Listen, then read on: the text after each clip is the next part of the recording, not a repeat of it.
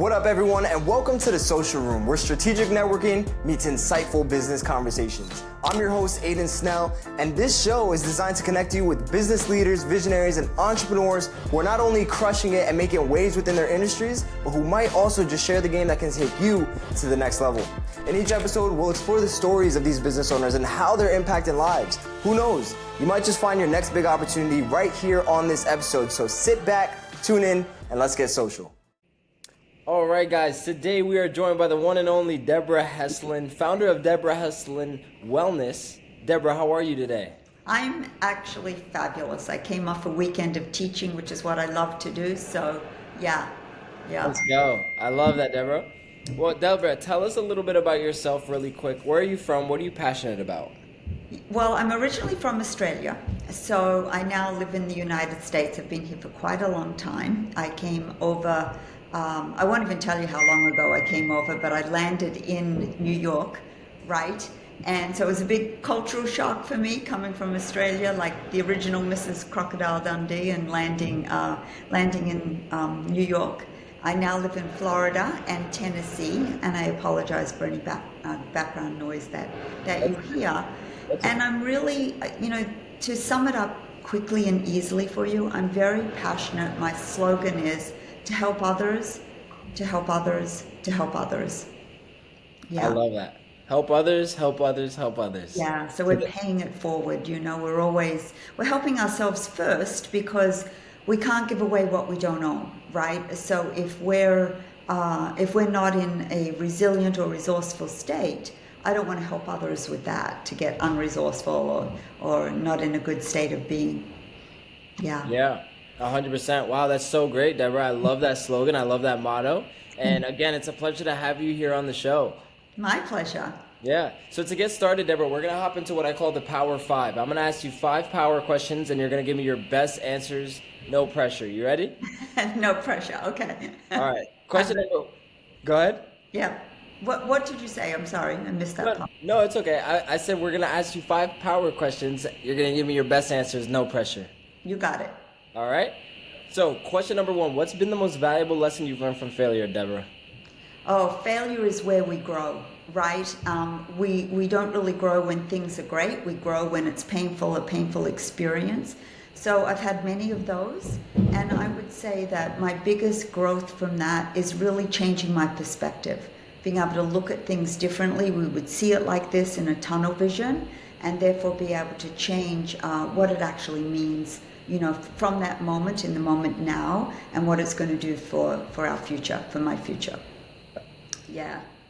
That's amazing. We don't like to be in pain, right? But that's our biggest, I always tell the metaphor of the dog sitting on a rusty nail. And unless that rusty nail is painful enough for the dog, it's just going to stay there and howl. So we grow through pain. So good. If you had to start over, what's the first thing you would do differently? Not doubt myself. Definitely not doubt myself. Like looking for perfectionism. It's got to be right. It's got just do it. Just take action and get better as you go, for sure. I love that. That's so good. What's the best investment you've made in your business? The best investment? Well, that's such a good question. I would say the best investment is doing the learning that I've learned to get where I am. So in other words, investing in myself so that I can then invest in my clients better and offer them different things, whether it's workshops I do, coaching that I do, or getting hired by companies to help them with their employees and things like that. So investing, I would say, is definitely. Nice. Yeah, we don't get stagnant then, right? So I heard many years ago, people will follow you because they really like you and they trust you, but people want to grow with you as well. So if we're not growing and learning and taking those opportunities to get better and be more vulnerable and real, then how are we helping others to help others to help others? The same way. Yeah. So good. Yeah. If you could master one skill you don't have right now, or you may not have right now, what would it be and why? That's an easy one for me to answer. So to master one skill is definitely get better at putting myself out there, right? All of my recommendations come from referrals. So it's stepping into that belief in yourself of going, I could get better at this. I can learn how to do this better. Yeah. Yeah. That's awesome. Yeah, I agree. That's a very important one. Yes. What's your proudest moment in business so far? Oh, I have a few.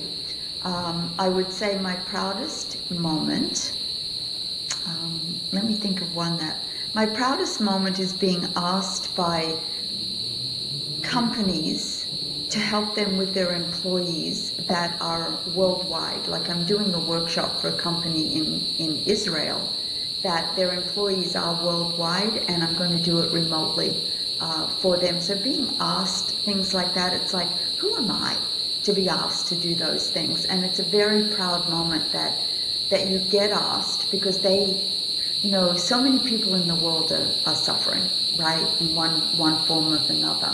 So to be asked to do this, because I've been there, right, when I was in corporate America myself, to have those proud moments, to be asked to, help people get from where they are to where they want to be. Yeah. And getting my master's, that was a proud moment too. I did it a couple of years ago, so that was a proud moment. Wow, that's amazing, Deborah. Yeah. I love it. Well, you absolutely crushed the Power Five. That concludes Okay. that segment. Really great job, though. A lot of value in those answers for sure. Yeah. So, I want to dive deeper into Debra Heslin Wellness, right? Sure. So, tell me about this company that you've started, and Yeah. tell me like how you got started in this space. Like, what made you want to Yeah. build where you're at now? That's a really great question, Aiden. So as had mentioned just a moment ago, I used to be in corporate America. So I was this little Australian. I was the general manager of John F. Kennedy Airport for a major airline there, right? So I was responsible for the flight attendants, and I had a great staff under me and everything. But like I said before, I had doubts about myself. And so because I was caught up in a lot of anxiety and stress that a lot of people are caught up in, I didn't know how to release that stress very well. I always worked out, and I did yoga and things like that, which, by the way, I thought yoga was for girls, and I realized, I'm a girl, and yoga is for everybody. But it was during that time at that really stressful, high-powered job that I knew there had to be something else to deal with the anxiety and the stresses of life. So, as I said, I started to study yoga, and that led me to wanting to understand more about the body-mind connection. And that led me to coaching. That led me to getting trained in, by Brendan Burchard, by Jack Canfield, the Success Principles, by Tony Robbins, doing a lot of those things, and it led me to now where I run my own trainings and those things. So I do a lot of work with people as individuals, as well as I have a coaching group that I run of people that are coaches and help them with other tools. But I also do trainings of the different things that I've done to certify others in those elements. Yeah. That's awesome. I love how you took like your personal journey and now you're coaching others and Yeah. helping put together trainings for others so that you can impact the same way you were impacted. Yeah, it's a ton of fun, and it's fun, like proud moments, as you asked. It's so much gratitude to see them go. They come, like I'm working right now with a former producer for, he used to do a lot of game shows, that would run on, I won't say what they are because he hasn't said I can, right? But he's one of my students who's doing the master level right now, and just seeing him blossom even further with what he wants to do. He's a phenomenal coach, and he's getting people in that industry and helping them, and seeing people like that blossom. It makes you feel good, Yeah, I love it. That's awesome, Deborah. I love it. I love it. I can't wait to dive deeper into like those testimonials and some of the results you've been able to provide for your clients. But first off, tell me about specifically the type of people that you're helping and the type of people Yeah. that you're targeting in your audience. Yeah. So when I first started out, I was working with anybody and everybody, right? Because you want to get your business established. And then I found my niche, although I still work with, you know, people at all levels of life where they are.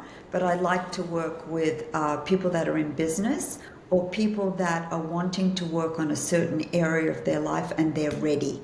They've sat on that rusty nail long enough and they're ready to take it to that next step. Kind of like they want to perform higher than what they are. Yeah, that's my favorite people to work with. They're like, I know there's more, I'm not sure what it is. And together, we discover that together. I love that. Yeah. And what do you feel like out of these people that you're targeting, right? What are their problems they're facing, the pain points that they have that you really come in and help solve?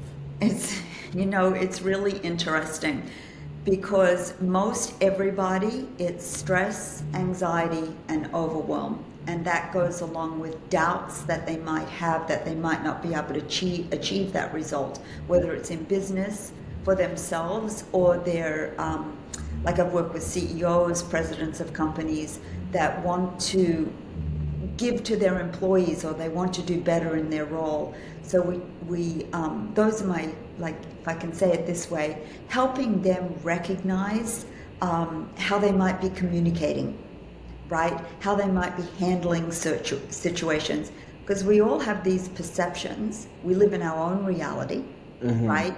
We believe our reality is the only reality that there is. And when we're able to look at something from a different lens, and they can get, instead of it being a problem, they can find the solutions in that, what they call the problem, and get them from where they are to where they want their company to be, or, yeah. That's awesome. Did Are I there answer your any question? other pain points or problems that you feel like they face, or is that Well, I've worked with people with trauma. I do that sort of work as well. Most people, there's always the thing underneath the thing that is stopping them from making that next level. So I'll help them uncover it, what that pain point is, but we don't stay in the pain, right? We don't stay talking about all of that stuff. We go, okay, this is that. Now we're here. In the realm of quantum physics, if we say it like that, I now have so many choices that I can make from this moment to create what I want to create. And how do we do it? What do you want? Why do you want it? And how do we get there? so good, Deborah? Yeah. I love that. What happens if you feel like they ignore this pain, these problems, like the problem beneath the problem, right?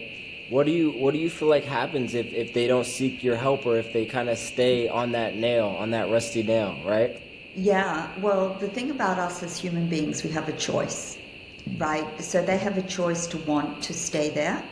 Or sometimes I like, not even sometimes, I do it a lot, where I'll associate them into the actual pain that this is causing them for their future, right? So, where does that pain land in your body of you having this doubt that you could do this? And then if we go out to your future, what does your life look back when you look back on it a year from now, right? And then associate them into the pleasure of what they want to get. What would that look like? And then we do goals and measurable things. Again, what do you want? Why do you want it? And how do we get there? And we figure that out together. I love that, Deborah. So is that kind of like the start to finish process that people take when they work with you? Or is Um, there a little bit more? I'd love to hear, yeah, like, hey, let's say from start to finish, like, what does it really look like to work with you? I have a lot of different programs that I do with people. But the first thing that I would ask when somebody comes is, what do you want with us working together? What is it that you are after to see, first of all, to see that we're a good fit? I usually only get referrals, right? The people that come to work with me is somebody that has said, you got to go work with Debra, et cetera, et cetera. Yeah. So I'll find out what it is they want. And usually we focus on one area of their life, whether it's health and wellness, whether it's career and finances, personal development, relationships, intimate relationships, family and friends. So we focus on that area, and then we find out what's stopping them. How do they actually construct their problem around that? Does that make sense? And how they construct it, the beauty of it is because they constructed it, they can deconstruct it and construct what they want to construct instead. And so we find out what the steps would be, because there's always more. There's always more. I love that, Debra. Yeah. Can you tell me about some of your client success stories? What kind of transformation have they seen, really working with you?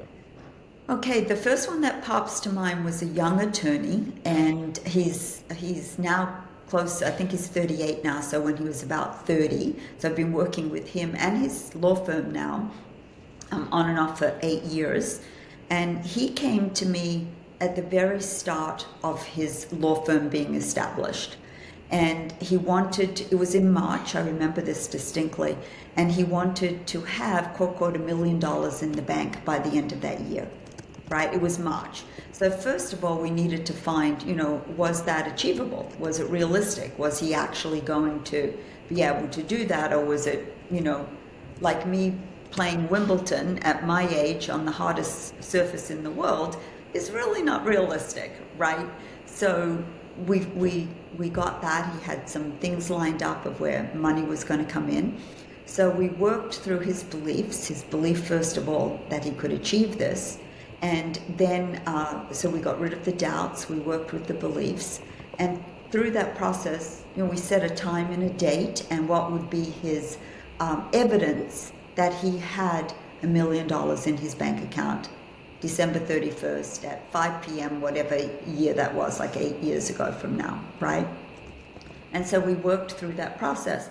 Well, he achieved that, right? So he achieved that at the end of the year. So he was like, I want to work on relationships now. I want to work on this and things like that. So then we went into another area of life. And then he hired me to work with his law firm that he has now 3 law firms in different parts. Hi. In different parts of Sorry about that. That's all right. Different parts of the state of Florida. So he was very, very successful at that. And then he's now working on his own personal development, right? So just an incredible young man. He has sent me so much business. We've become friends. I do become friends with all of my clients. I care about them, So I'm like truly, if you want to say proud, I'm truly proud of his continued development for growth, that he chose, his employees, all of them. Yeah, so that's one person. You want me to give you another one, or? Sure, yeah, I'd love to.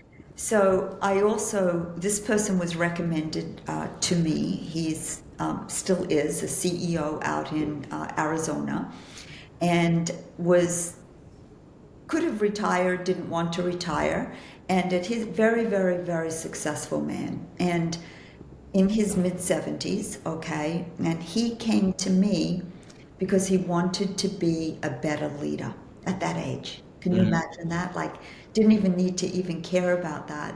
And we started working together on communication and perceptions of what he would necessarily believe someone was saying in a message, in an email, in a text, or just verbally.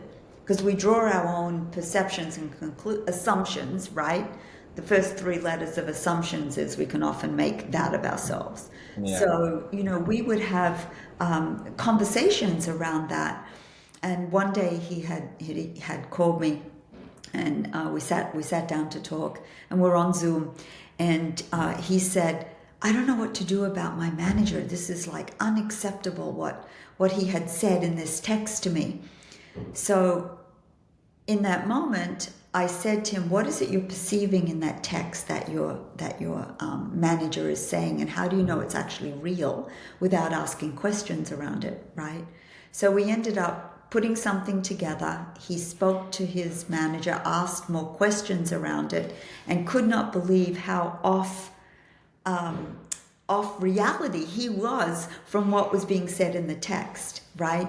So for me, somebody that is set in their ways doesn't even need to make any changes in their lives because they're very well established, very well respected, but did, said, I just want to be better. I want to be a better leader. I want to be a better man. I was like, whoa. So yeah, watching those things come to fruition, I would sometimes get tears in my eyes by how open he was in the last third of life to want to even be a better person, right? Yeah. Oh, I lost your sound. Sorry about that. Can you hear me now? Yes, I can hear you now. That's so powerful. I love that. Yeah. Wow, amazing, Debra. Well, how can people find you, Debra? Where can they work with you? How can they work with you? They can find me on my website. It's debraheslinwellness.com. They can also find me on debraheslin.com. I have two websites. And I'm also on social media, LinkedIn, Facebook, Instagram, Debra Heslin. Yeah. Amazing. Any last words for the audience?